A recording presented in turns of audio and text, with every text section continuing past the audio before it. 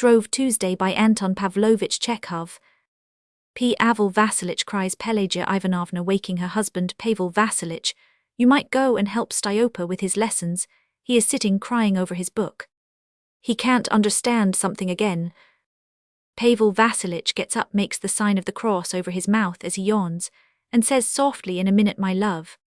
The cat, who has been asleep beside him, gets up too, straightens out its tail, arches its spine, and half shuts its eyes. There is stillness. Mice can be heard scurrying behind the wallpaper, putting on his boots, and his dressing gown. Pavel Vasilich, crumpled and frowning from sleepiness, comes out of his bedroom into the dining room. On his entrance, another cat, engaged in sniffing a marinade of fish in the window, jumps down to the floor and hides behind the cupboard. "Who asked you to sniff that?" he says, angrily, covering the fish with a sheet of newspaper. "You are a pig to do that, not a cat." From the dining room there is a door leading into the nursery. There, at a table covered with stains and deep scratches, sits Styopa, a high school boy in the second class, with a peevish expression of face and tear-stained eyes. With his knees raised almost to his chin, and his hands clasped round them, he is swaying to and fro like a Chinese idol, and looking crossly at some book. "Are you working?" asks Pavel Vasilich, sitting down to the table and yawning. "Yes, my boy, we have enjoyed ourselves, slept, and eaten pancakes, and tomorrow comes Lenten fair repentance, and going to work. Every period of time has its limits. Why are your eyes so red? Are you sick of learning your lessons? To be sure, after pancakes lessons are nasty to swallow, that's about it." "What are you laughing at the child for?" Pelagia Ivanovna calls from the next room. "You had better show him instead of laughing at him. Hell, get a one again tomorrow, and make me miserable." "What is it you don't understand?" Pavel Vasilich asks Styopa. "Why, this division of fractions," the boy answers crossly. "The division of fractions by fractions." "Queer boy, what is there in it?" "There's nothing to understand in it. Learn the rules, and that's all. To divide a fraction by a fraction, you must multiply the numerator of the first fraction by the denominator of the second, and that will be the numerator of the quotient. In this case, the numerator of the first fraction." "I know that without your telling me," Styopa interrupts him, flicking a walnut shell off the table. "Show me the proof." "The proof? Very well, give me a pencil. Listen, suppose we want to divide 7/8 by 2/5. Well, the point of it is, my boy, that it's required to divide these fractions by each other. Have they set the samovar?" "I don't know. It's time for tea. It's past 7. Well, now listen, we will look at it like this. Suppose we want to divide 7/8 not by 2/5, but by 2, that is, by the numerator, only we divide it. What do we get? 7/16. Right, bravo. Well, the trick of it is, my boy, that if we have divided it by 2, then wait a bit, I am getting muddled. I remember when I was at school, the teacher of arithmetic was called Sigismund Urbanich, a Pole. He used to get into a muddle. Over every lesson he would begin explaining some theory, get in a tangle and turn crimson all over, and race up and down the classroom as though someone was sticking an awl in his back. Then he would blow his nose half a dozen times and begin to cry. But you know, we were magnanimous to him. We pretended not to see it. "What is it, Sigismund Urbanich?" we used to ask him. "Have you got toothache?" And what a set of young ruffians, regular cutthroats we were. But yet we were magnanimous, you know. There weren't any boys like you in my day. They were all great hulking fellows, great strapping louts, one taller than another. For instance, in our third class there was Mamahin. My goodness, he was a solid chap, you know, a regular maypole, 7 feet high. When he moved, the floor shook. When he brought his great fist down on your back, he would knock the breath out of your body. Not only we boys, but even the teachers were afraid of him, so this Mamahin used to. Pelagia Ivanovna's footsteps are heard through the door. Pavel Vasilich winks towards the door and says, "There's mother coming, let's get to work." "Well, so you see, my boy," he says, raising his voice, "this fraction has to be multiplied by that one. Well, and to do that you have to take the numerator of the first fraction." "Come to tea," cries Pelagia Ivanovna. Pavel Vasilich and his son abandon arithmetic and go in to tea. Pelagia Ivanovna is already sitting at the table with an aunt who never speaks, another aunt who is deaf and dumb, and Granny Markovna, a midwife, who had helped Styopa into the world.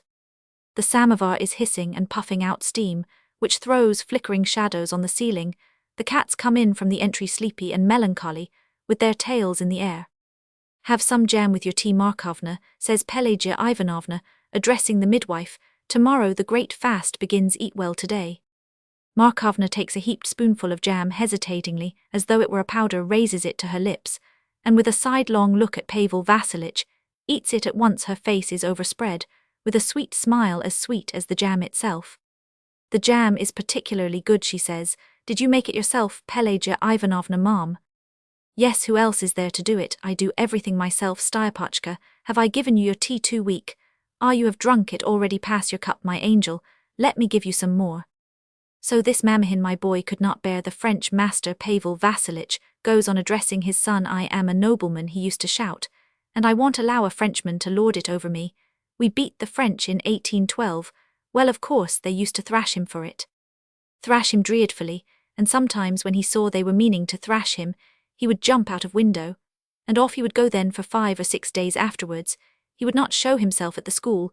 His mother would come to the headmaster and beg him, for God's sake, be so kind, sir, as to find my Miss Carr, and flog him, the rascal, and the headmaster would say to her, upon my word, madam, our 5 porters aren't a match for him.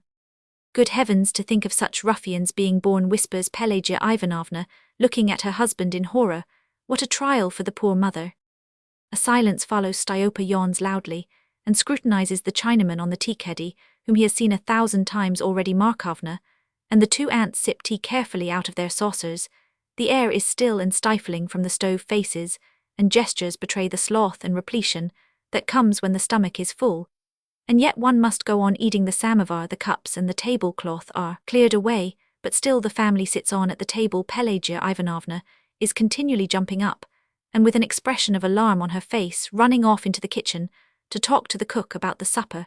The 2 aunts go on sitting in the same position, immovably, with their arms folded across their bosoms, and doze, staring with their pewtery little eyes at the lamp. Markovna hiccups every minute and asks, "Why is it I have the hiccups? I don't think I have eaten anything to account for it, nor drunk anything either." Hic.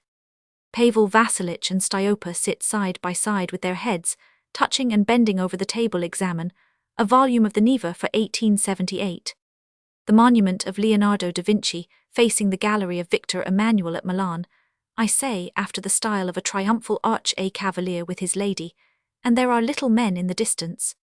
That little man is like a schoolfellow of mine called Niskubin, says Styopa. Turn over the proboscis of the common housefly seen under the microscope. So that's a proboscis, I say, a fly. Whatever would a bug look like under a microscope? My boy, wouldn't it be horrid? The old-fashioned clock in the drawing-room does not strike, but coughs 10 times huskily, as though it had a cold. The cook Anna comes into the dining-room and plumps down at the master's feet. "Forgive me, for Christ's sake, Pavel Vasilich," she says, getting up flushed all over. "You forgive me too, for Christ's sake, Pavel Vasilich," responds unconcernedly. In the same manner, Anna goes up to the other members of the family, plumps down at their feet, and begs forgiveness. She only misses out Markovna, to whom, not being one of the gentry, she does not feel it necessary to bow down. Another half-hour passes in stillness and tranquillity. The Neva is by now lying on the sofa, and Pavel Vasilich, holding up his finger, repeats by heart some Latin verses he has learned in his childhood. Styopa stares at the finger with the wedding ring, listens to the unintelligible words and dozes. He rubs his eyelids with his fists, and they shut all the tighter. "I am going to bed," he says, stretching and yawning. "What, to bed?" says Pelagia Ivanovna. "What about supper before the fast?" "I don't want any." "Are you crazy?" says his mother in alarm. "How can you go without your supper before the fast? You'll have nothing but Lenten food all through the fast." Pavel Vasilich is scared too. Yes, my boy," he says, "for 7 weeks mother will give you nothing but Lenten food. You can't miss the last supper before the fast." "Oh dear, I am sleepy," says Styopa peevishly. "Since that is how it is, lay the supper quickly," Pavel Vasilich cries in a fluster. "Anna, why are you sitting there, silly? Make haste and lay the table."